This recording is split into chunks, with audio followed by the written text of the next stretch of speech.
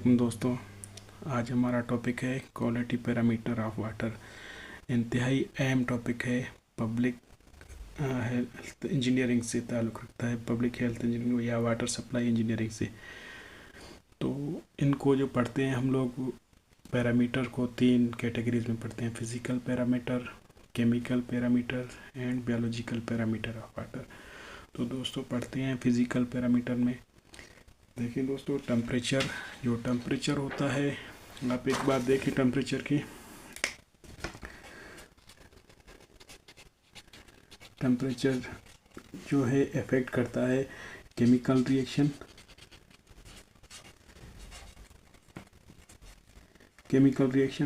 Biological reaction. लेकिन दोस्तों ये दोनों जो है इस टेम्परेचर पे इफ़ेक्ट होती हैं।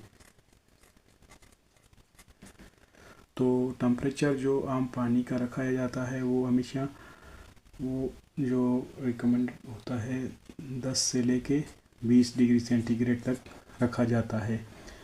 अगर ये जो है काज फॉर रिजेक्शन के लिए 25 डिग्री सेंटीग्रेड, अगर 25 डिग्री सेंटीग्रेड से ऊपर है, 25 है, तो काज फॉर रिजेक्शन के लिए उसको रिजेक्ट करते हैं। तो टेम्परेचर को हम देखें यहाँ पे, तो टेम्परेचर हमारे पास कितना होगा, 10 to 20 डिग्री सेंटीग्रेड।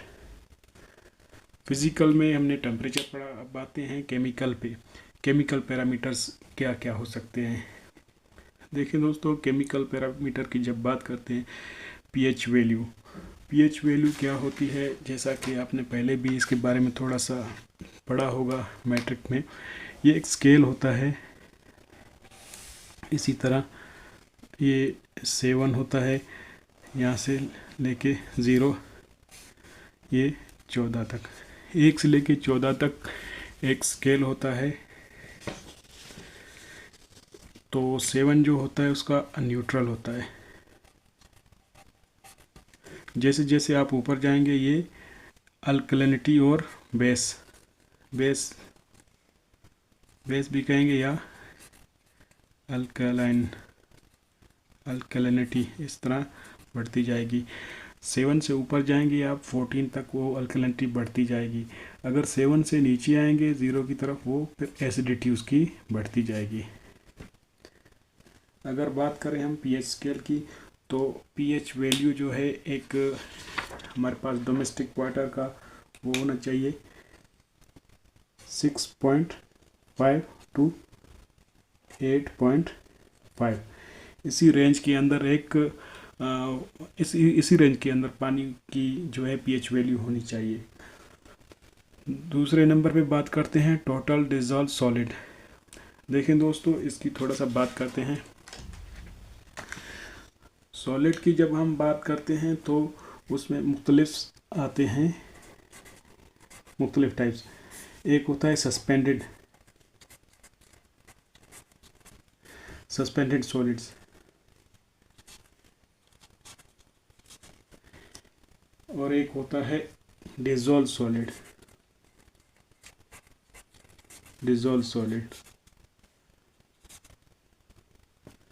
और इसके अलावा होता है सेटलेबल सॉलिड।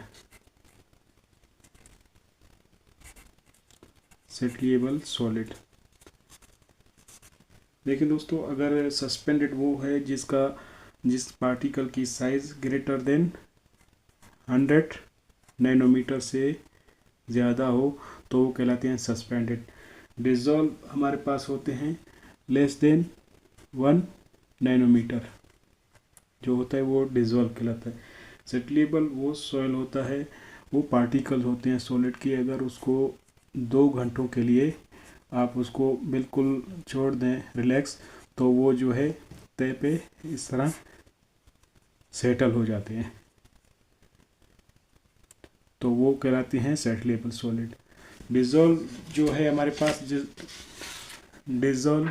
टोटल डिज़ोल्व सॉलिड, या इसको TDS भी कहते हैं, ये हमारे पास 500 ppm तक होना चाहिए, पार्ट पर मिलियन। अब देखें दोस्तों, नेक्स्ट बात करते हैं हम अल्कलिनिटी की। अल्कलिनिटी किस वजह से होती है? ये जो होती है हमारे पास कार्बोनेट की वजह से हो सकती है। कार्बोनेट जिसको CO3 से हम लोग शो करते हैं, या बाइकार्बोनेट। बाइकार्बोनेट की वजह से भी होती है, जिसको हम HCO3 के नाम से जानते हैं, और या हाइड्रोक्साइड की वजह से होती है। तो अब बात करते हैं हार्डनेस की। देखिए दोस्तों, हार्डनेस जो होता है इंतहाई अहम होता है। हार्डनेस हमारे पास दो तरह के होते हैं, एक परमानेंट होता है, एक टेम्परेरी होता है। तो यहाँ पे हम सिर्फ उसका रेंज पढ़ेंगे, रेंज कितनी होती है हार्डनेस का। अगर सॉफ्ट वाटर का देखा जाए तो सॉफ्ट वाटर का होता है हमारे पास 0 से लेके 55 mg/लीटर। अगर हम बात करें डोमेस्टिक वाटर की, डोमेस्टिक वाटर जो हमारे पास सप्लाई होता है उसकी जो है 75 से लेके 150 mg/लीटर तक होनी चाहिए। नेक्स्ट बात करते हैं क्लोराइड कंटेंट्स की। देखिए दोस्तों, क्लोराइड कंटेंट्स हमारे पास WHO के तहत जो है वो 200 mg/लीटर होना चाहिए, लेकिन यहाँ पाकिस्तान में हम जो यूज़ करते हैं वो 250 तक एक्सेप्टेबल हो सकता है mg/लीटर। ग्राउंड रियलिटी को अगर देखा जाए तो पाकिस्तान में 250 पर उसको हम इस्तेमाल कर सकते हैं। नाइट्रोजन कंटेंट अगर देखा जाए, नाइट्रोजन कंटेंट जो होता है, अगर नाइट्रोजन आपके वाटर में जो मिक्स हो जाता है वेस्ट वाटर में, तो पोल्यूशन फैल जाती है। तो नाइट्रोजन NH3 की फॉर्म में हो सकता है। तो अगर एक्सेप्टेबल इसकी लिमिट देखें तो 0.15 mg/लीटर से एक्सीड नहीं होनी चाहिए। अब बात करते हैं दोस्तों फास्फोरस की। फास्फोरस हमारे पास 1 mg/लीटर से इंक्रीज नहीं होना चाहिए। फ्लोराइड्स की बात करते हैं दोस्तों, फ्लोराइड ये बहुत ही अहम है, इसको थोड़ा सा देखते हैं। देखिए दोस्तों, फ्लोराइड की बात करते हैं।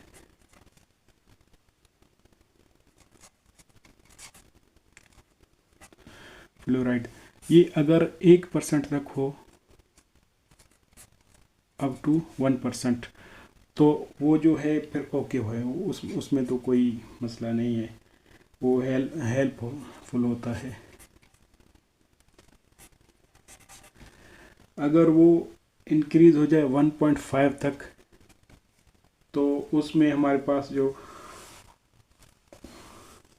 डीकलराइजेशन होता है। तो जैसा कि आपने देखा, फ्लोराइड अगर ज़्यादा हो जाए तो उसमें पानी में दांत हमारे जो है पीले पड़ जाते हैं। अगर वो हमारे पास 5%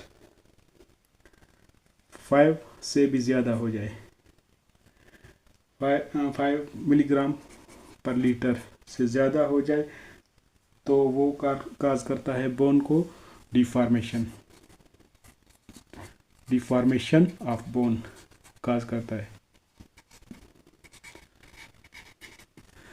तो हमारे पास एक्सेप्टेबल जो लिमिट अगर उसको देखा जाए अप टू 1 ओके है, 2 भी नहीं हो सकता है, और ये 7 से अबव भी नहीं हो सकता।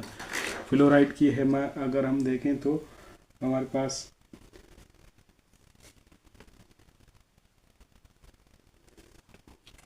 1 mg/लीटर से कम ही रहना चाहिए। नाइट्रेट्स की बात करते हैं दोस्तों, जो नाइट्रेट्स हमारे पास होता है वो होता है 0.020 mg/लीटर।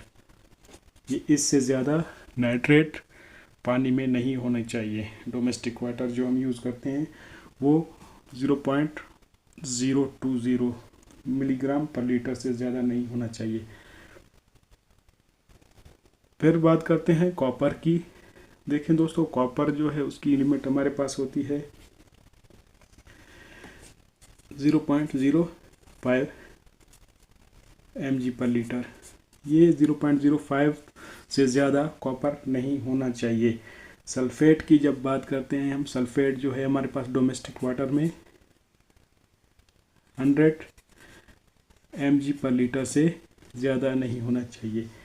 जिंक की अगर बात करें तो दोस्तों, ये जिंक जो है डोमेस्टिक वाटर में हमारे पास 5 mg/लीटर से ज़्यादा नहीं होनी चाहिए। अब देखें आर्सेनिक की जब हम बात करेंगे तो आर्सेनिक हमारे पास 0.01 mg/लीटर से ज़्यादा आर्सेनिक भी नहीं होनी चाहिए। मरकरी की अगर बात करें तो मरकरी हमारे पास जो डोमेस्टिक वाटर में 0.001 mg/लीटर से इंक्रीज़ नहीं होना चाहिए। साइनाइड की बात करें हम तो वो हमारे पास 0.05 mg/लीटर से इंक्रीज़ नहीं होना चाहिए। आयरन एंड मैग्नीशियम दोस्तों, ये जो है कलर काज करते हैं, कलर प्रॉब्लम।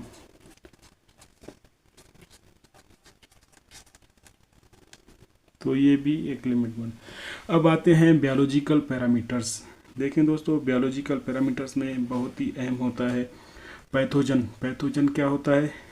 पैथोजन उसमें जितने भी वाटर में हम डोमेस्टिक वाटर में हार्मफुल जर्म होते हैं उसको कहते हैं पैथोजन्स, हार्मफुल जर्म्स। अगर बैक्टीरिया की बात करें तो बैक्टीरिया जो है हमारे पास, उसकी देखें दोस्तों, बैक्टीरिया की वजह से कुछ बीमारियां फैलती हैं इंसानों में, जैसे कि डायरिया हो गया, मुख्तलिफ बीमारियां होती हैं जो कि पानी में बैक्टीरिया होते हैं उस वजह से काज होती हैं। तो बैक्टीरिया की लिमिट जो हमें दी गई है वो 100 से लेके 500 CFU/ml से ज़्यादा नहीं होनी चाहिए। अब देखें वायरसेस की जब हम बात करते हैं तो एक एजेंसी है EPA, इन्वायरमेंटल प्रोटेक्शन एजेंसी। वो ये कहती है कि आप जो वाटर को आपका पानी जो है आप यूज़ करते हैं वो 99.99% उनको वायरस से इंश्योर करना चाहिए, वायरस फ्री होना चाहिए। तो प्रोटोजोआ जो है वो भी बीमारियां काज करते हैं हमारे पास। तो अगर एक है ई कोली, ये जो है इसकी जो है लाइफ लॉन्ग होती है, लॉन्ग लाइफ होती है। ये भी हमारे पास जो है ज़्यादा से ज़्यादा ये लाइफ लॉन्ग होती है जो कि बीमारियां काज करते हैं। ये 100 ml में आपको नहीं होना चाहिए। ई कोली बैक्टीरिया जो है वो जो है 100 ml वाटर आप लें उसमें उसकी वो कोई मिकदार नहीं होनी चाहिए। दोस्तों, ये था हमारा आज का topic, quality parameters of water. तो अगर आपको मेरी वीडियो अच्छी लगी तो लाइक, सब्सक्राइब एंड शेयर ज़रूर करें। शुक्रिया।